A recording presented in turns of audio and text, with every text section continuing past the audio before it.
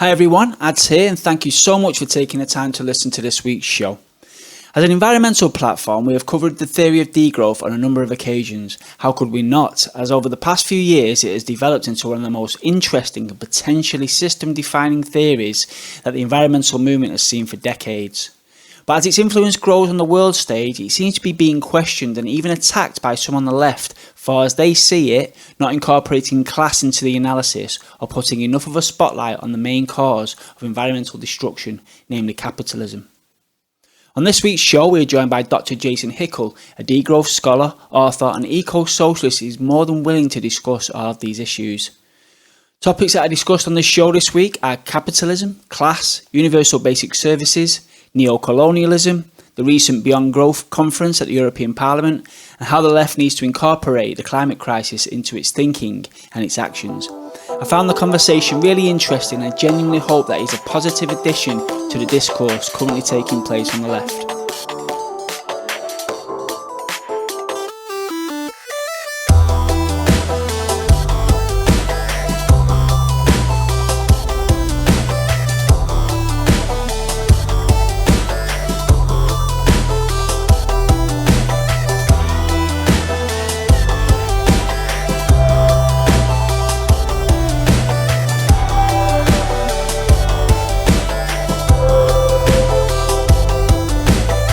Welcome everyone to the Green New Deal podcast, part of your favourite environmental platform, G&D Media.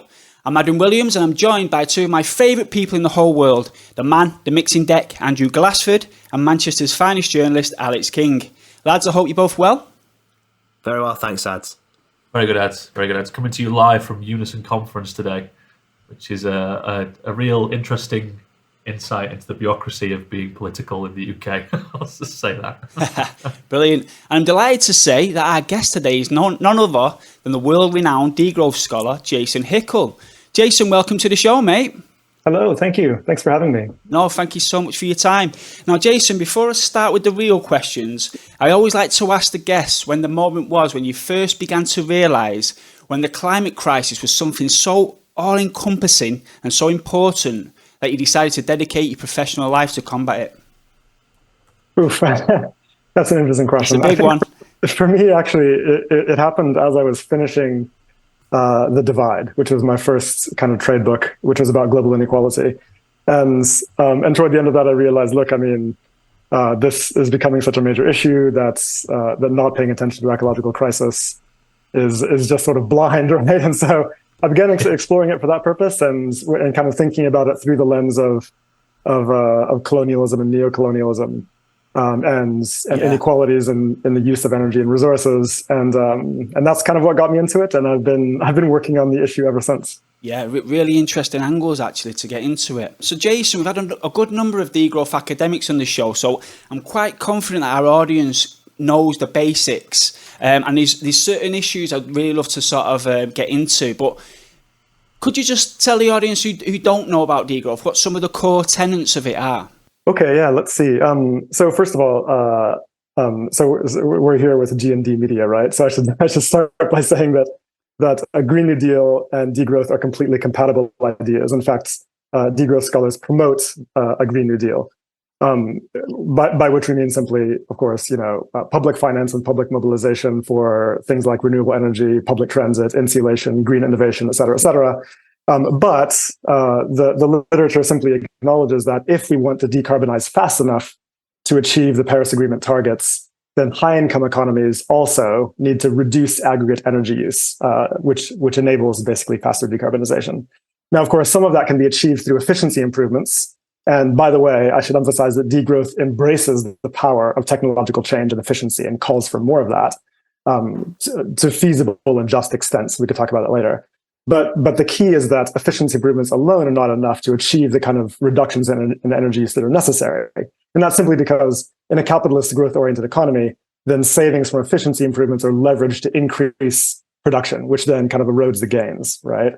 So in addition to efficiency improvements, we also need to actively scale down certain forms of production, which then effectively reduces energy use directly and enables us to achieve faster decarbonization. I want to emphasize here that degrowth is not about reducing all forms of production. In fact, it calls for securing and even increasing necessary forms of production. Yeah. Right, while reducing less necessary forms of production. And by that, we mean things like SUVs, mansions, private jets, commercial flights, industrial beef, fast fashion, weapons, advertising, planned obsolescence, et cetera, like forms of production that are organized around capital accumulation and elite consumption, right? Yeah. An objective, by the way, that socialists share. Definitely. And then also, of course, on top of that, reducing the purchasing power of the rich through things like wealth taxes and maximum income ratios. Recognizing, as recent research points out, that millionaires alone are on track to burn around 72% of the remaining carbon budget for 1.5 degrees, which is, we should all agree, an egregious assault on humanity and the rest of the living world, and none of us should tolerate it. So degrowth is sensitive to these class dynamics and focuses on this kind of differential downscaling of less necessary production. Yeah. So that's the main gist of it. Of course, we should recognize that this is sensible, and most people actually agree that we should take this kind of approach. Citizens' assemblies themselves call for it. But the problem, of course, is that there's no way that this kind of transformation can happen in the existing economy, because it would lead to unemployment and loss of livelihood for a lot of people, et cetera, and that would be occurring in a context where already many people cannot make ends meet. Right? We have misery even in rich countries like the UK, for example. So this is why degrowth scholarship is very attentive to the need for strong social policy, like universal public services and a public job guarantee, which would eliminate the risks of unemployment and economic insecurity, and enable us to have a more rational conversation about how to democratically manage the productive forces. Yeah. Now, on the left recently, Jason, there's been criticism of degrowth, and I think it's due to a lack of understanding of what degrowth is, but also I think there's a lack of understanding how it relates to capitalism. Now, of all the degrowth academics out there, the reason I wanted to get you on the show is because I think fundamentally you're the one that puts forward the best arguments as to the causes that capitalism can bring to the world. So I was wondering if you could give us a reason why capitalism is an issue and something that needs to be fundamentally deconstructed. In capitalist economies, we basically suffer two major issues. One, of course, is ecological, right? I mean, clearly, capitalist production is driving ecological crisis. This is something that everybody, can kind of observe. But the other is clearly social, right? Like there's mass deprivation around the planet, concentrated primarily in the global south, as a result of neo-colonial forms of appropriation of global south production and resources and labor. But even evident very clearly in rich countries. Again, right? If you look at the USA or the UK, I mean, you have a huge share of the population cannot afford, in the US, for example, cannot afford decent healthcare, people live in substandard housing. In the UK, you have more than 4 million children living in poverty, right? I mean, economic insecurity is widespread. So, I mean, this is a paradox if you think about it. These countries have extremely high levels of production, right?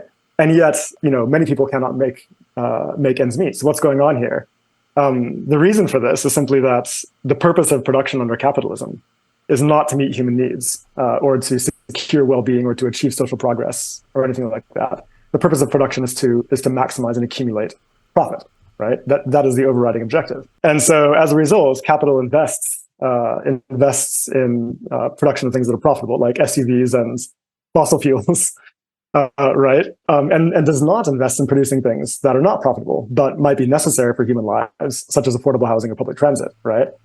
And so we have these really perverse forms of production, and the result is basically an economy that massively overuses resources and energy and still fails to meet basic needs, right? So I think that we need an analysis of what's wrong with this economy, and we need policy that will address both social and ecological crises. And I think the main problem that I see in kind of the political space right now is that you have the left or socialists on the one hand that focus, rightly on the social policies, and then you have green parties on the other hand that focus on the ecological policies. But the green parties have, well, with the exception of maybe in the UK, tend to be bourgeois and have no, meaningful class analysis and no meaningful way of dealing with social problems. And so some kind of synthesis must be developed where we have, a critique of the capitalist system that allows us to achieve, to overcome its limitations and achieve both social and ecological objectives together. And I think this is basically this is what's described in the literature on ecosocialism. So that's basically my take, is that it's ultimately a problem of the system of production. And this is quite important, right? It's like the mainstream environmentalist movement tends to frame the ecological crisis as resulting somehow from consumption, from individual behavior and consumption choices. This is wrong. It's ultimately about the underlying system of production and who controls it and for what purposes. That's what we have to address. Yeah, I mean, I've yet to see a class analysis from the Green Party in the UK. I would like to see more development on that.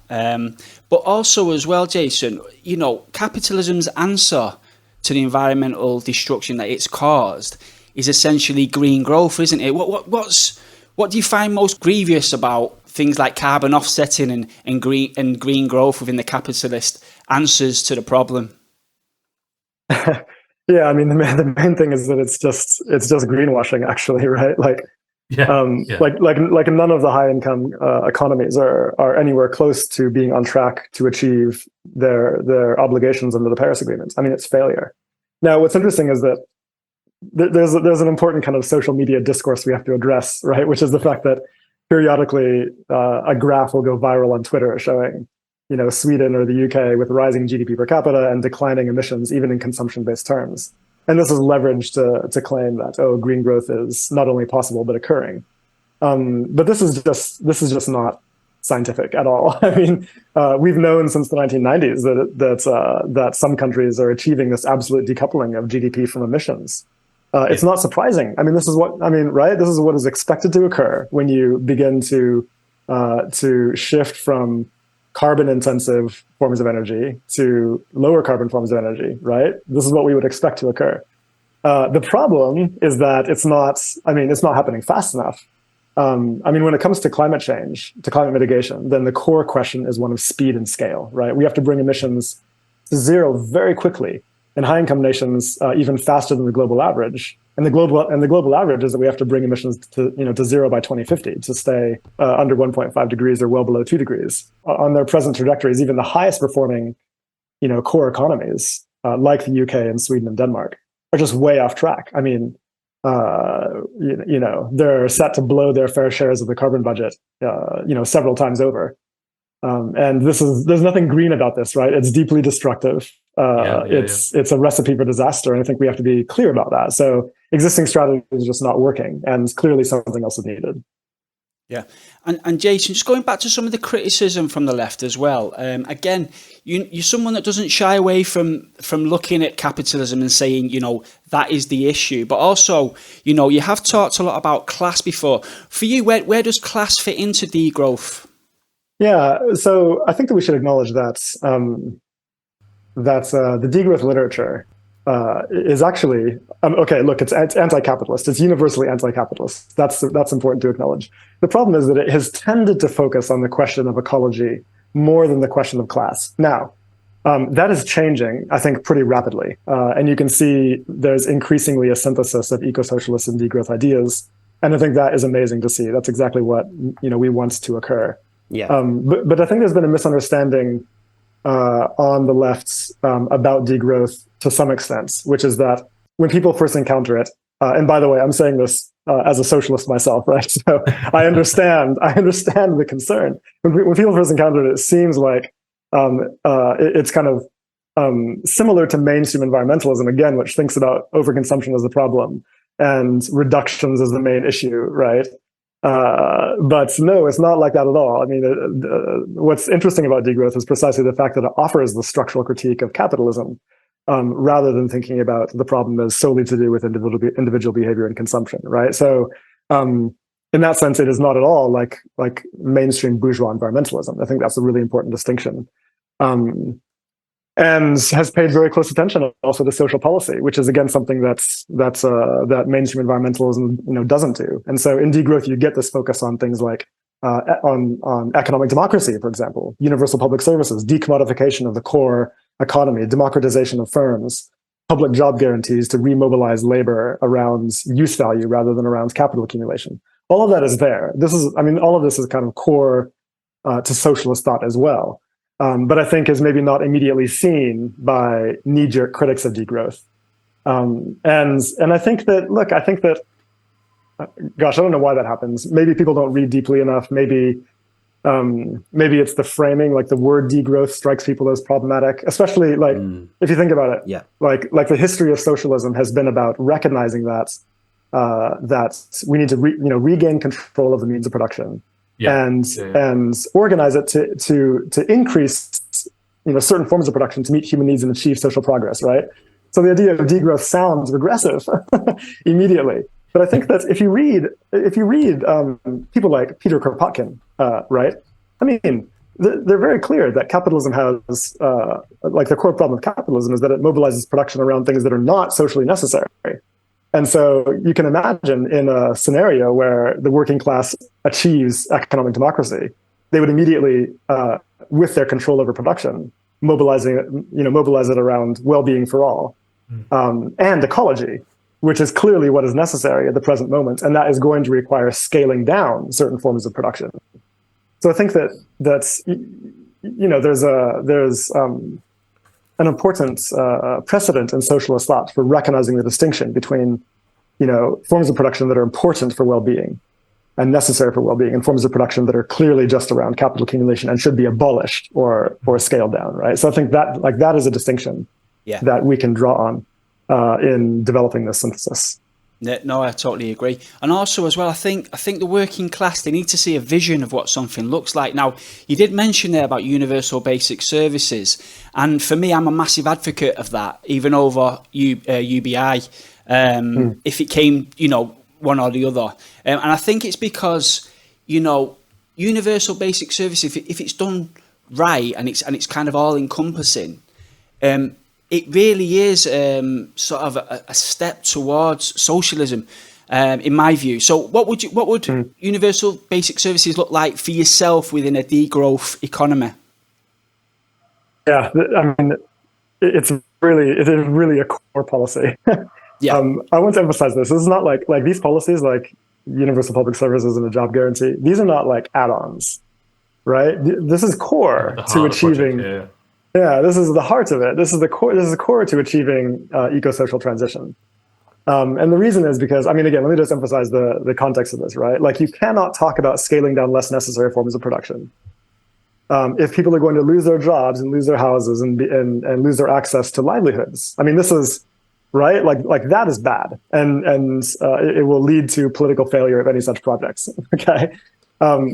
And so you somehow have to secure people's access to essential goods and services and to livelihoods, and abolish permanently the risk or threat of unemployment and deprivation. Right now, this is important because capitalism, has extremely high levels of production, and yet fails to meet these basic needs because production is not organized around well-being. Well, we can organize production around well-being, and I think universal public services is essential for this. And here I'm talking about not just healthcare and education, which are commonly universal in many European countries, and we're accustomed to that.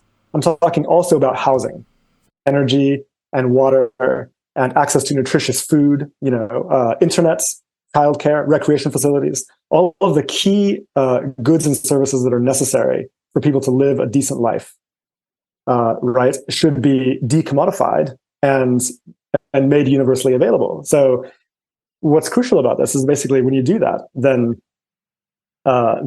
you basically delink human well-being from growth. So it doesn't really matter what occurs in terms of aggregate output in the economy.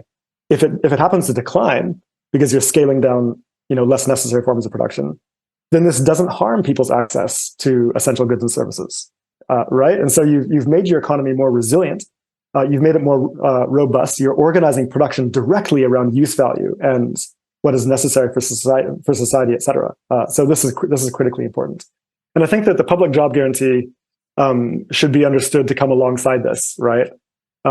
Because, and again, this I see as like essential to any socialist vision. We have to have a mechanism for allowing people to shift labor away from producing for capital accumulation, right, towards social production, right, and enabling people to participate in the most important collective projects of our generation, which capital is not doing. Building renewable energy capacity, insulating homes, restoring ecosystems, like expanding public services. This is socially necessary use value production, which is not profitable, and that's okay. We should still be doing it, right? And the job guarantee can also be used to establish, workplace democracy, community control over production, living wages, et cetera, which then the rest of the economy, private firms, and we can talk about what happens to private firms later. Private firms would have to match those standards, or otherwise risk losing labor to the public job guarantee, right? Because why would people continue to work under authoritarian conditions in McDonald's, in a bad job with an abusive employer for a minimum wage, when they could have a living wage doing meaningful, dignified, socially necessary production in a democratic workplace? Right? I mean, This is transformative. 100%. Man. Yeah, I suppose just to take it back to Ads' question about why there's kind of a broad critique from the left around degrowth and a suspicion.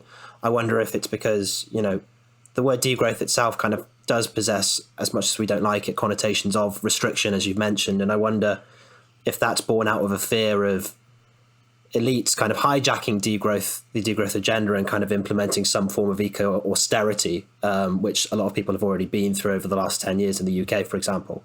So it kind of sounds like an emphasis on UBS, well-being, resilience, fulfilling human needs, guaranteeing a decent job would kind of circumvent that, in your opinion.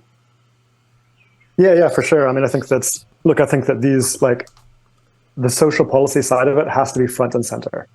And this is also, by the way, and also furthermore, I don't believe that political movements need to have degrowth as a main word on their platforms or use it at the podium or whatever it might be. I mean, it's an extremely powerful scientific concept.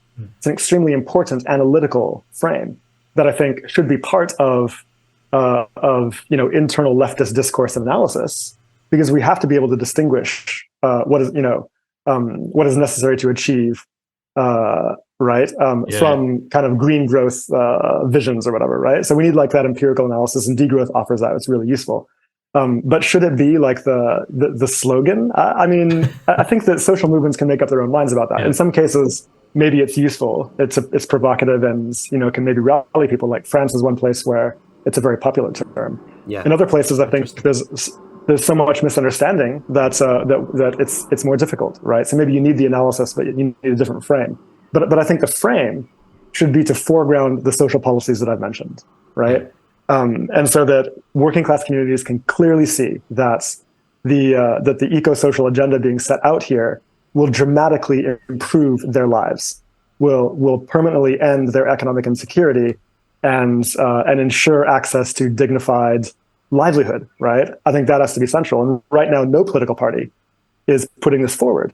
And by the way, I should mention that these policies, universal public services, public job guarantee, living wages, workplace democracy, shorter working week, et cetera, these are extremely popular policies. In polls and surveys, we see them with large majority support, 70, 80% in many cases. So this is, it has the potential to be a powerful, popular political platform. And it's going to require, social movements that are able to synthesize demands around ecology with demands around social policy.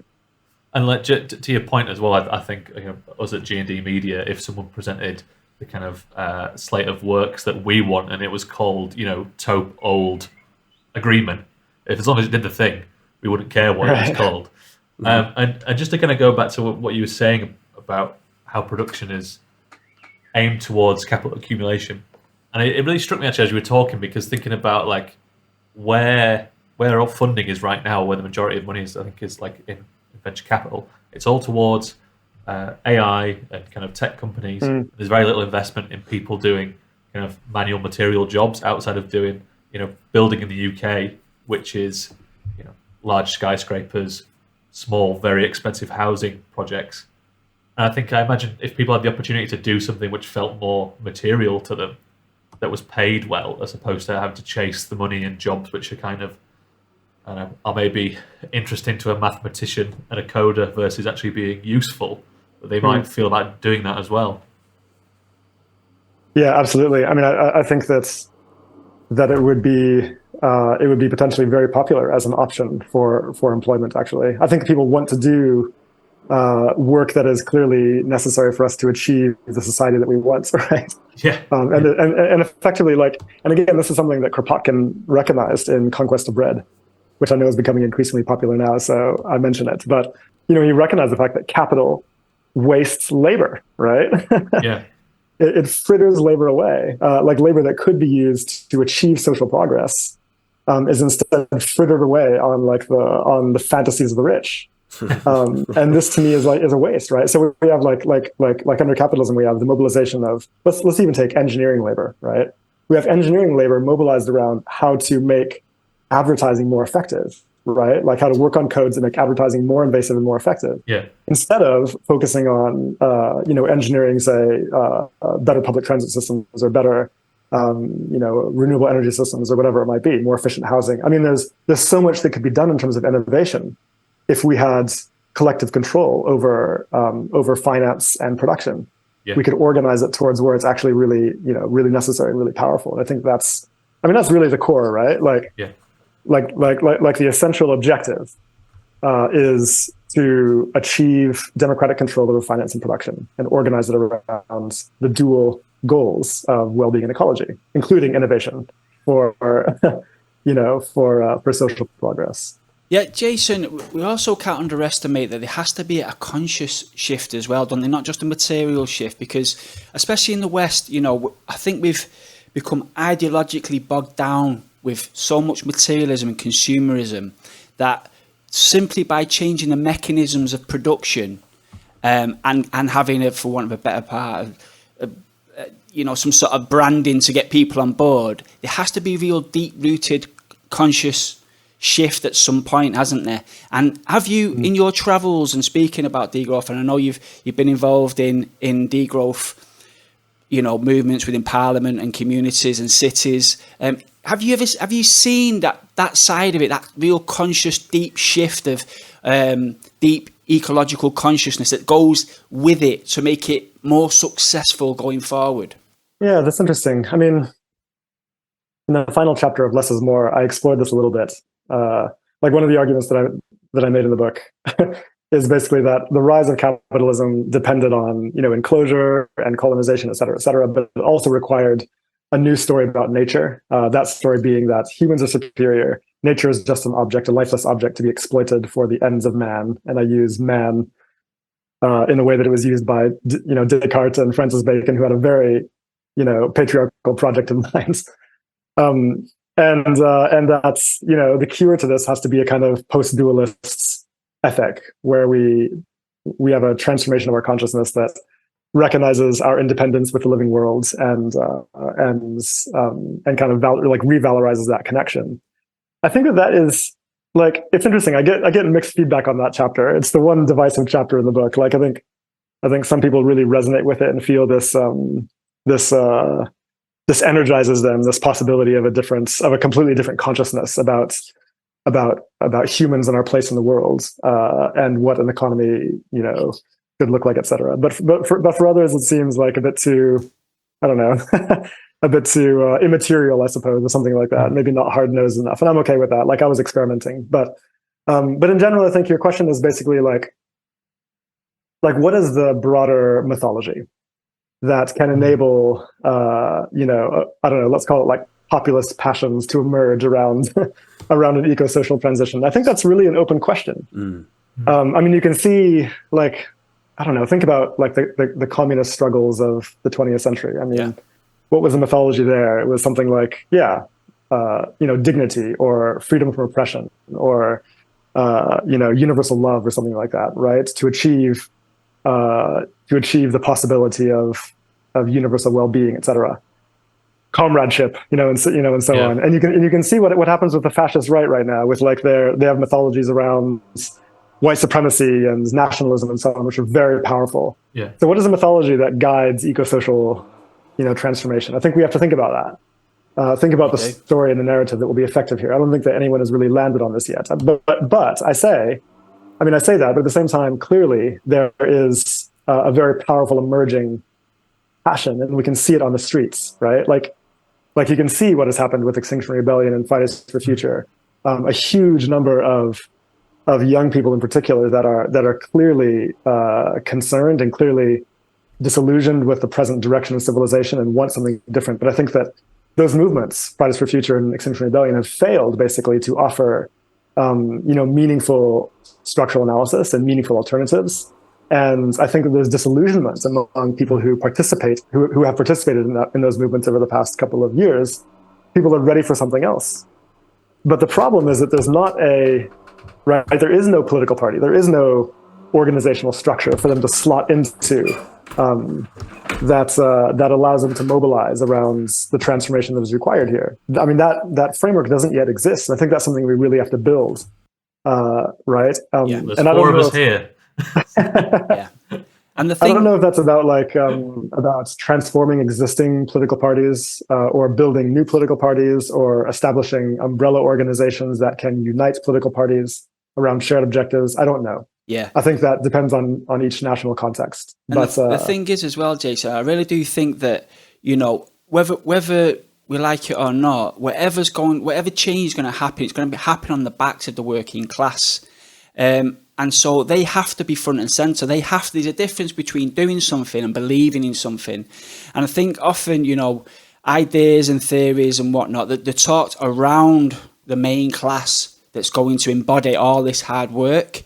And there's not enough work making inroads into the working class and making them understand just how vital and important this work is, but also as 100%. Well, how fulfilling it is. This, like you said before, degrowth is a controversial term, but it doesn't mean degrowth for the working class, does it? So we really need to start setting these narratives where these narratives need to grow. Do you agree? I agree 100%. Yeah. Yeah. Look, I want to go back to your thing about consumption and consumerism, right? Kind of the story that has been sold to us is that our fulfillment is achieved through material consumption. Okay. Now, what's interesting is that, yes, of course, I mean, we would all admit that we need material consumption in order to achieve, human well-being, and in many cases, for the working classes, there's a deficit of that, right? But the thing is that the kind of consumption that capital has sold us, is basically, let's call it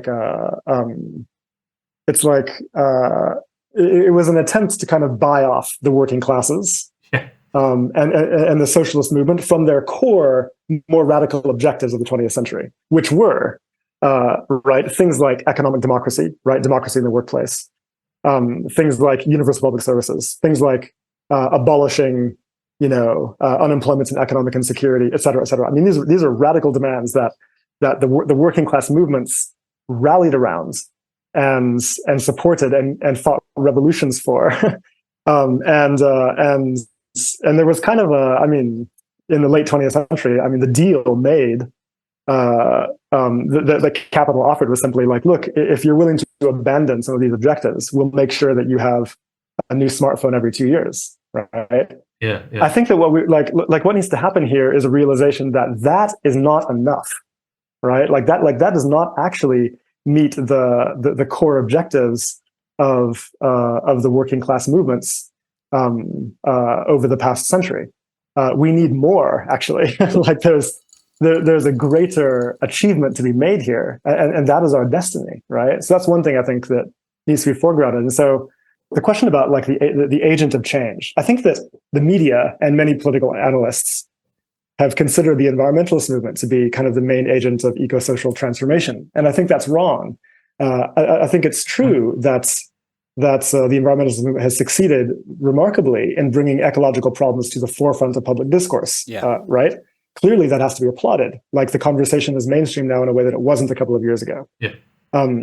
But while groups like Fridays for Future and Extinction Rebellion have a power to shut down bridges in central London, they do not have the kind of political leverage that is necessary to achieve the broader transformation that is clearly required, right? Yeah. Like, more than tweaking around the edges. 100%. In order for that to occur, we need unions, we need working class formations, we need labor movements, et cetera, et cetera. It's urgent.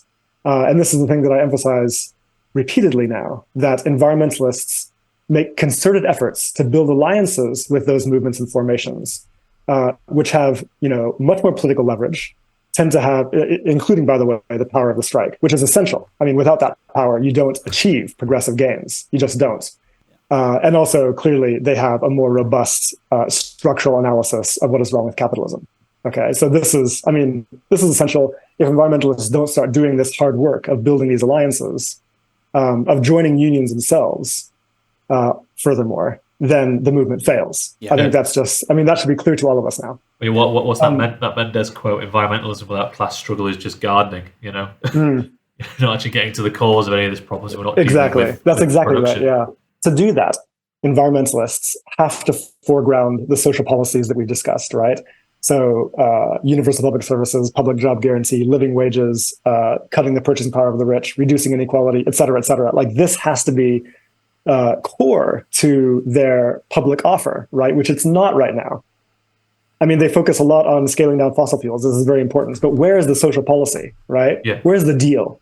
That has to be there. The objective has to be uniting with working class communities to abolish the economic security that creates such fear in working class communities and unions about the negative ramifications of radical ecological action. Okay, so that fear has to be addressed directly. But at the same time, the unions also need to move. And I say this importantly, not as a critic from the outside, but as a lifelong union member myself. How did we ever let the political horizons of the labor movement shrink down to industry-specific battles over wages and conditions while leaving the general structure of the capitalist economy otherwise intact, right? I think it's essential that the unions revive their original ambitions, uniting across sectors and with the unemployed to achieve economic security and economic democracy for all, right? That has to be the objective. And so I think that a radicalization of the unions is necessary here. And I think that this has to be what the two sides unite on. Do you think degrowth is kind of capable of treating the working class as a heterogeneous entity? Can it account for members of the working class who aren't in trade unions, who aren't in employment? And similarly, for that matter, can it account for the working class in different countries? And it sounds like that's kind of what you're getting at with the radicalization of unions. I wonder how that kind of you internationalize that strategy. Yeah, I mean, clearly, internationalists organizing is really important here, and this is something I wanted to talk about specifically with respect to the global South, right? Because I think that, and this is actually critically important to the analysis, and we're remiss for having not discussed it yet. But we have to recognize that growth and capital accumulation in the core economies, the high-income economies, depends on a large net appropriation of labor and resources and productive capacity from the global South, which drains the global South of use values that are necessary for development and for meeting human needs, et cetera, et cetera. This is what perpetuates mass poverty in the global South and also perpetuates global inequality. And the benefits are accumulated by capital in the core, but the consequences, the social and ecological damages, are effectively externalized in the most vulnerable communities on the planet, right? So this has to be part of our analysis, and we need policy that directly addresses that. And what that means concretely is that unions in the core economies need to be rallying around solidarity with social movements in the global South that are fighting this structure of the world economy, right? That means aligning with them in their demands for ending structural investment programs, canceling external debts that are unpayable, right? Enabling Southern governments to use progressive industrial and fiscal policy to improve economic sovereignty, et cetera, et cetera. The global South needs to have the power to reclaim its own resources and labor and productive capacities and mobilize them not around servicing accumulation in the core, but rather around developments like national development, right? And so this is essential, and it has to be a core demand of the unions in the North. That internationalist dimension has to be front and center of our politics as well. But also because there's also clear strategy implications here, right? Think about it. Capitalism is a world economy. 90% of all of the labor that goes into fueling the capitalist world economy is conducted by the peasants and the workers of the global south, right? The majority of industrial production occurs in the global south. If our theory of radical transformation of the capitalist world economy does not include the peasantries and the working classes of the global south as core political agents in their own rights, then we are clearly missing the point, right? Then our analysis is bad. And so we have to recover the internationalist analysis that the socialist movements of the 20th century clearly had, and which have been almost completely lost by the unions and labor movements of the core. It's interesting thinking about the unions in this. So, as I said in the intro, like I'm at Unison Conference this week as a delegate, and there's this I don't know, this weird feeling where like there's lots of people in Unison, or maybe a small group who are in like the Communist Party or are from various socialist kind of organisations that have been prescribed from Labour, and there's this weird kind of ick about the whole thing going on. But then when I see the motions that they put up, there's nothing really about internationalism in the sense that we've just discussed it. There's nothing really about the ecological crisis or the climate crisis and that being intertwined into these works. It's almost like these kind of more, I suppose, vanguard or further left parties who you'd hope to be involved in this struggle have found themselves lost inside the bureaucracy of these institutions inside the UK and other places, and they've lost the perspective of the kind of wider fight. It's like this week, there's two motions about climate change at this conference out of 100, and one of them is just about like extreme heat conditions. There's very little about climate at all, and like that's a big hurdle. I think maybe it can be better next year, but it's interesting that those traditional kind of left areas have kind of decided to, I suppose, not omit it, but just not be involved with it at this given time. It's more of a comment really than a question. Yeah, no, I think that's absolutely right. And again, to me, like this, this reflects what I see in the unions as like an overriding concern about kind of, let's call it like sectoral economic insecurity, right? Look, and there's no question, this is important. I mean, this is bread and butter stuff. Like we need to be organizing around these issues, but as long as that is our only focus, then basically the question is like, what can we do to make sure that there are no job losses in our particular industry, and make sure that there's growth in the industry in order to maintain our wages, et cetera, right? It's a very defensive position. It's very defensive. And when you're in this position, then the last thing you're thinking is, let's talk about radical ecological policy, which, by the way, might negatively impact our particular industry, right? I mean, nobody wants to think about that. But this is precisely why it's critical that the unions begin to expand their policy demands and target a direct abolition of economic insecurity across the whole population, right? Like deal with the question of unemployment, deal with the question of low wages directly through policy, and therefore you've liberated yourself from the fear that any ecological policy might harm your particular industry and lead to job losses or wage reductions, et cetera, because that fear is now off the table. That possibility is off the table because you will always have access to universal public services and the public job guarantee and guaranteed livelihood, et cetera, right? So that has to be the demand. And without that, we are going to go nowhere. Yes. There will be no meaningful social gains in a country like the UK, but there will also clearly be no meaningful ecological gains. And so we're at this incredible impasse. And I think that again, the radicalization and broadening of the perspective of the labor movement is really essential to breaking this impasse. And once that occurs, then capital is on the back foot, right? Like that is where the power of the labor movement can be realized at a much more heightened level than it presently is, and that's what we should aim for.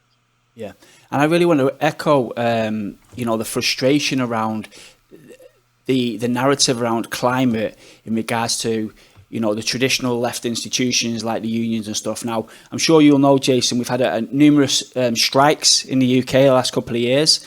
Rather than use the climate crisis to enhance those arguments, they're always a caveat, if mentioned at all, let's be honest, if mentioned at all. But if they are mentioned, it's a caveat. It's like this big issue here, and the climate. Whereas, it is a win-win situation, because not only is it true that the climate crisis is entwined in all these serious issues, but it adds to the weight of why we need public services to be as good as they can be.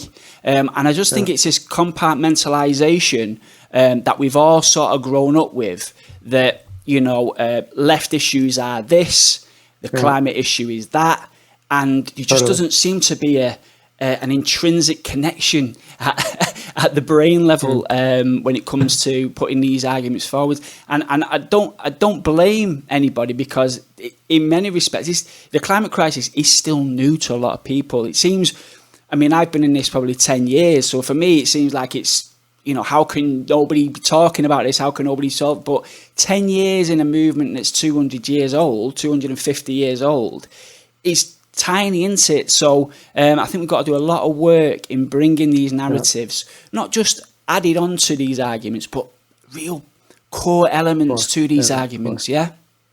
Core. Yeah, I completely agree. I think that you're right to point out that universal public services are essential to that vision. For the reasons I've outlined already, but also because, look, when you have public control over these core provisioning systems, then you have a lot of power over transforming them, right? And so, if you have public control over the housing stock, for example, think of what you can do with this. You can mobilize labor through the job guarantee, for instance, to radically retrofit the housing stock in a very short period of time, installing efficient appliances, right? So induction hobs in every household, heat pumps, good insulation, like make this a high quality housing stock. And right now it's clearly it's a housing stock of misery in the UK, right? You see this when you walk around London even. And so, or think about the transit system. If you have control of the public transit system, then you can dramatically improve the efficiency of the trains. You can electrify what you need to, and so on. It gives you much more power to improve the efficiency and reduce and achieve decarbonization in the provisioning systems.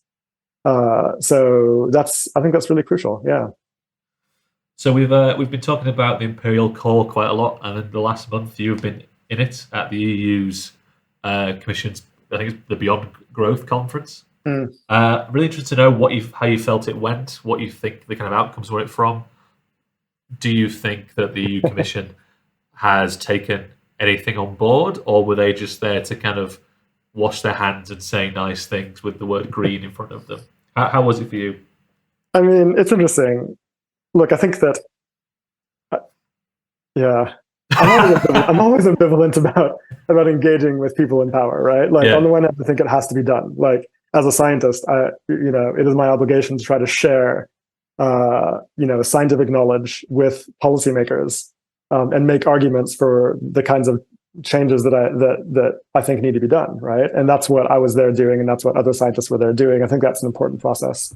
I think also what's interesting is that clearly there is an openness among the green parties and the left parties in the European Union to thinking about more radical, social and ecological policy, because they are aware that existing strategies are failing to meet the EU's own objectives for rapid decarbonization, right? So, look, this is going to keep happening. These openings are going to continue to occur as policymakers realize that they're failing. And so clearly they're scrambling for something else. They're open to more radical ideas. And this is what makes them more amenable to talking to people who they would otherwise keep very far away, right? Degrowth eco-socialist types. Yeah. So that's interesting. At the same time, obviously, they're not committing to anything. They were basically creating space for conversation. And I should emphasize also that this is it was a collaboration of basically left and green parties. It's not like the European Commission decided to do this. Right. Okay.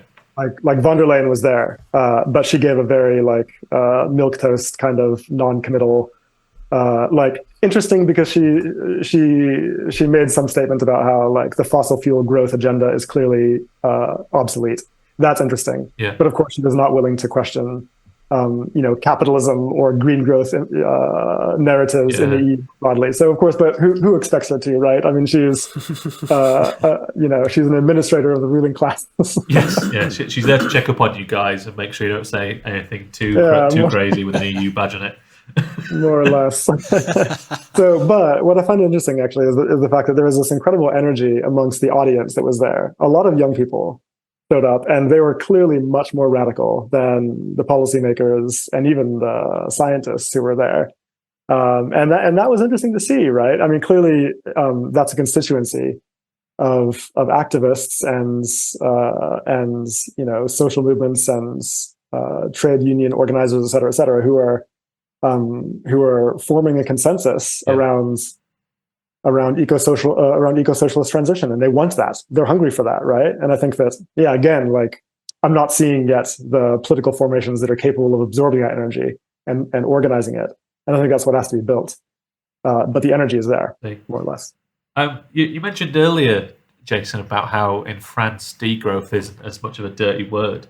What's the kind of like organizations that are working on that? Who's pushing it in the public sphere? Like, is there people we should be, communicating with and working with? It's interesting. I'm not really sure because I'm not super tuned into the French political context, but when I've looked at surveys of what people think about the word degrowth, then it's always striking because France is the only one where a majority of people will say they align with degrowth as the core narrative and policy term. That's interesting. Which is interesting. I mean, clearly these are socialists. It's right. There's like a strong left consensus around degrowth. That's interesting. I mean, you see even in Mélenchon's. I hope I'm pronouncing his name correctly. Is it Mélenchon or Mélenchon? I think it's Mélenchon. Mélenchon. I've only ever read it, so I'm not sure. But, from three Northern English lads telling you how to pronounce a French name. Don't worry about it. So Mélenchon made some comments during the last major strikes where he, without using the term degrowth, I mean, he talked about degrowth policy, and that was very striking, I think.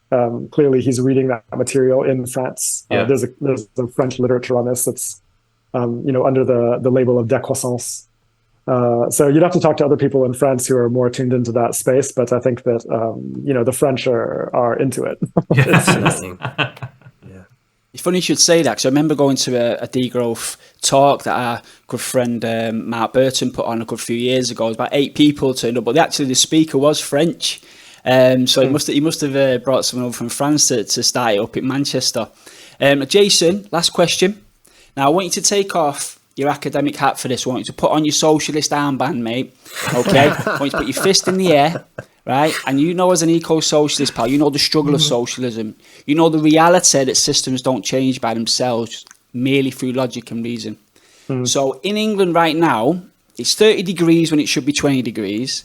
We've got a place called the Lake District with no lakes because they've all dried up. Okay? Now, at what point, Jason, do we say enough is enough and start acting like our lives depend on this? Yeah, I think now is clearly the point. I mean, you can see just how quickly things are accelerating in the wrong direction in terms of the ecological crisis, and this is just the beginning. It's going to get much worse in the coming years.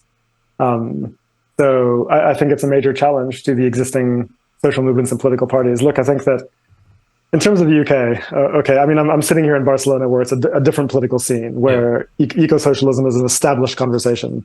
And is part of the political discourse. It's not in the UK, right? The Labour Party clearly does not represent the direction that we need to be taking. So I think that there's a big conversation that has to be had, right? Yeah, massive. Like what is the political formation that needs to be founded or needs to occur or needs to be mobilized in the UK in order to do this? What is the story? Like, what is the set of policies that is going to speak directly to the questions of economic security in the working classes, address that directly, while at the same time putting forward a credible path to ecological stability, right, and rapid decarbonization. I think that the party or the movement that manages to do that is going to be a winning movement, because again, I mean, these are like people want this kind of transformation. They want the kind of policy that can bring us there, and it's just a matter of building a movement that is going to advance that vision in a clear and coherent way. That's what we have to build. I think that's so. When our fists are in the air, I think that's what we have in mind. Yeah, Jason, it's been absolutely fantastic speaking with you today, and thank you so much for finding the time to speak with us.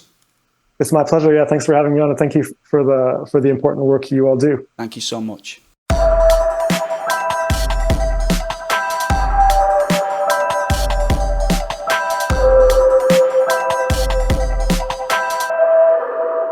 Okay, this is the part of the show that's dedicated to the fighters, the healers, and the conservers of the world that are doing their bit for every one of us. It's the shout out. Jason, who have you got for us this week, mate?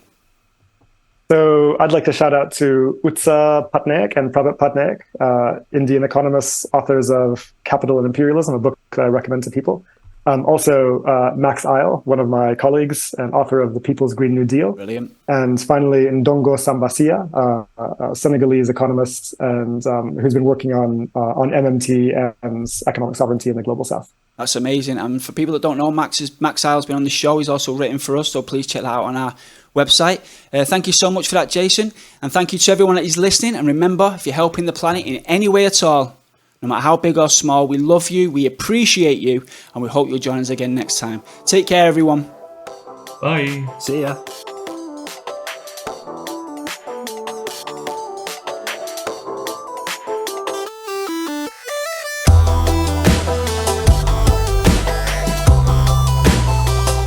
We'd like to say a massive thank you to all of our supporters on Patreon, with a special shout out to Lizzie, Jill Burke, Kaylee Woods Hartley, and Guillermont.